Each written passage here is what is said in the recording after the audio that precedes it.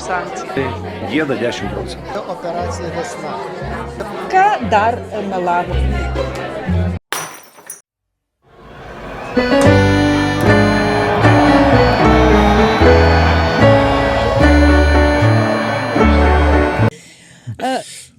Gerai, žiūrėkit, jūs iš tikrųjų šią savaitę pašiurpinot iš visuomenę tokiais ir kalbos prasidėjo apie tos didesnius mokesčius. Ja. Išlindo finansų ministras, o jūs dėjot kalbos Seime apie, kad prasidėjo pomirtinio gyvenimo apmokestinimas.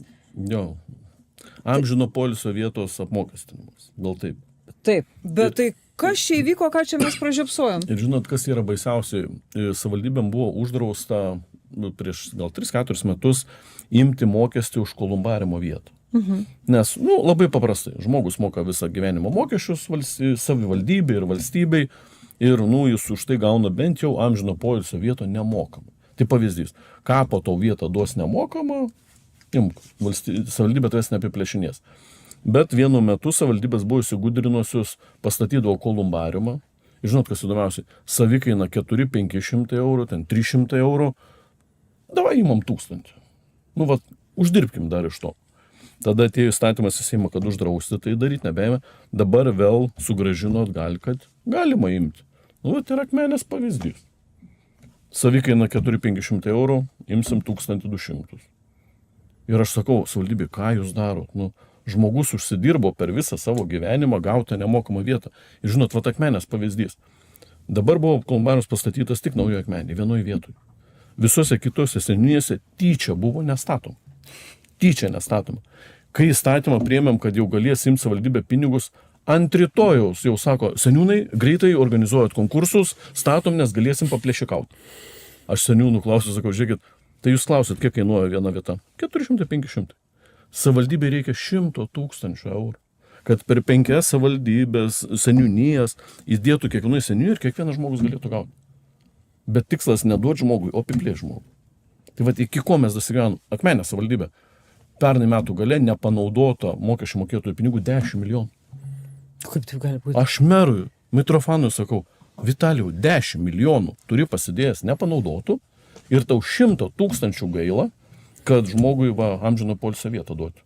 Tai aš sakau, žiūrėkit, gal ateityje už šaligatvius imki mokestį, už važiavimo keliais imki mokestį, už dar kažką imki mokestį, iki absurdo mes dainam tada. Bet žinot, kas įdomi, keliose savivaldybėse, ką išgirdau, liberalai prasisuko.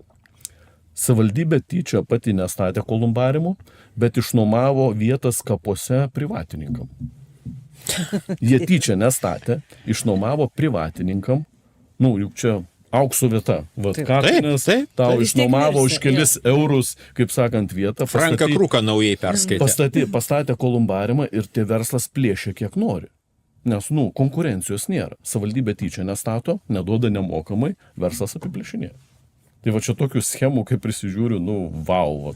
Ir tada tie merai, oi, mes kaip mylim žmonės, kaip mylim tautą, viską. Kodėl nestato kolumbarimą? Nėra pinigų. Verslas su numirėliais čia stipru. Bet žinot, sąžinės reikia turėti, aš kaip sakau, negalima žmogaus apiplėšinėti už amžino poilsio vietą. Negalima.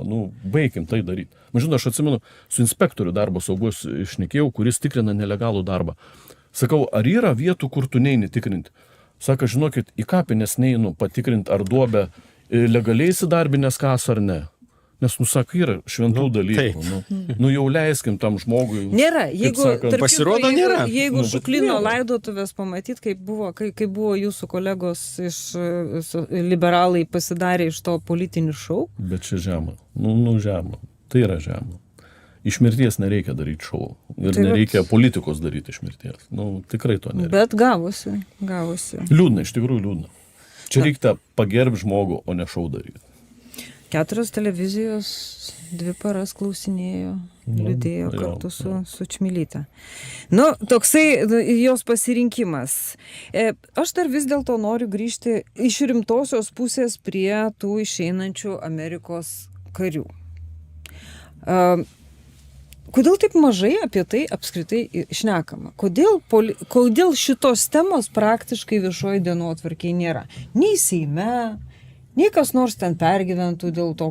Išėjo Kaunas, pasakė, sako, ai, tai čia gal ateis, gal grįž. Bet žinot, tai yra Mes labai daug liūdniausia- pinigų mokam. Tai yra liūdniausiai.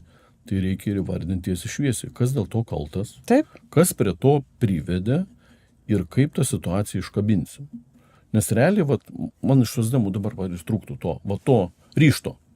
Taip, papuolėm į bėdą, ministrą jamam žemėn, statom kitą, viskas, paimsim, sutvarkysim, žmonės mėgokit ramus.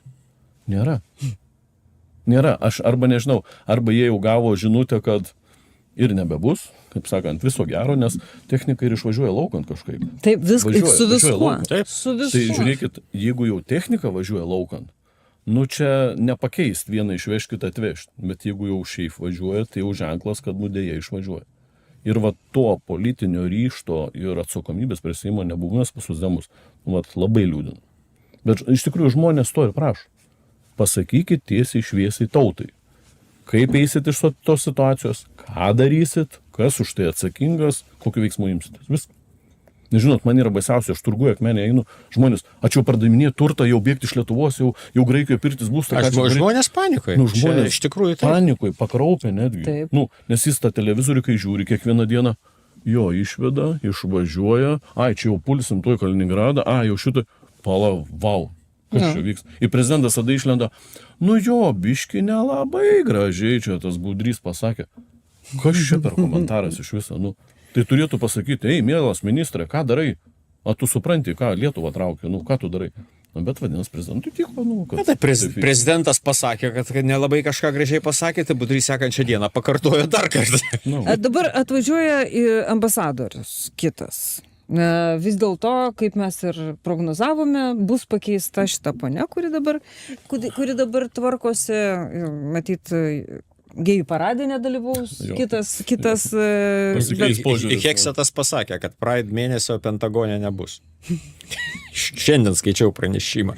Bet ar kartu atvažiuos ir kažkokia tai priežiūra viso tų, nu, ar su nauju ambasadorium, ką šneka apskritai užkulisiuose dabar apie tai, kad keičiasi? Ko tikimasi? Turbūt reikia dar mūsų žiūrovam pasakyti vieną svarbią naujieną, kad tai nėra karjeros diplomatas, tai yra asmeninis Trumpo pasirinkimas ir tai yra grinai politinis paskirimas. Tai irgi savaime jau kai ką reiškia. Bet žiūrėkit, nu, iki kokio mes absurdo dasivarėm.